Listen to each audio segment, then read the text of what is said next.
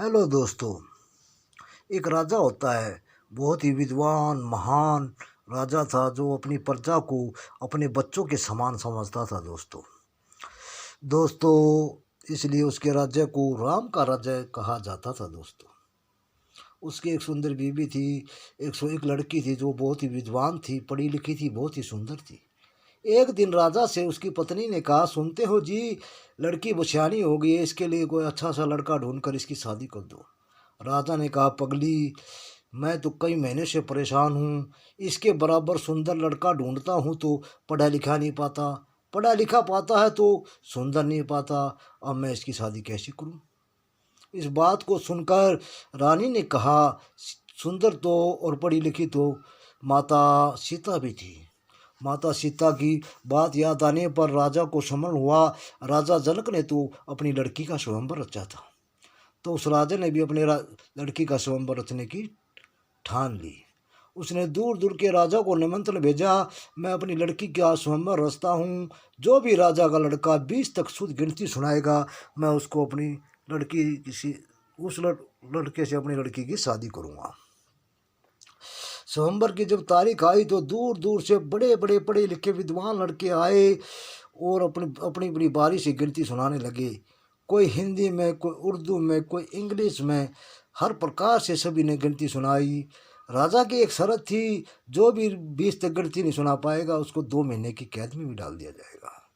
कहने का मतलब दोस्तों, वहाँ पर जितने भी विद्वान लड़के आए थे उनमें से कोई भी 20 तक शुद्ध गिनती नहीं सुना पाया।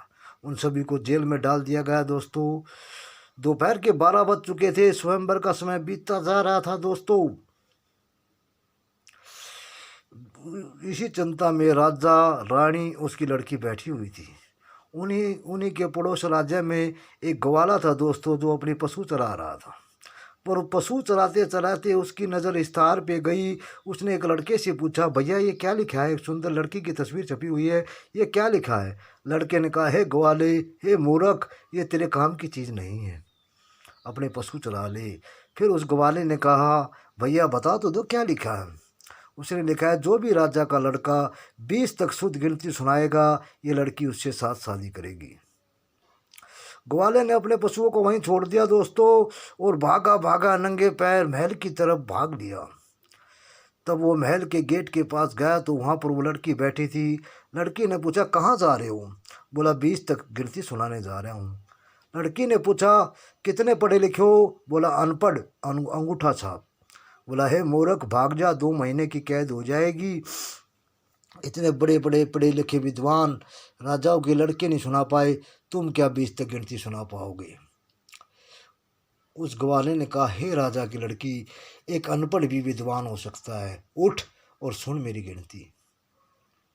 बोला, एक भगवान, भगवान एक होता है दोस्तों, 2 पक्ष, 3 लोक, 4 युग, 5 पांडव, 6 शास्त्र, 7 वार, 8 खंड, 9 ग्रह, 10 दिशा, 11 रुद्र, 12 महीने, 13 रतन, 14 विद्या, 15 तिथि, 16 श्राद्ध, 17 वनस्पति, 18 पुराण।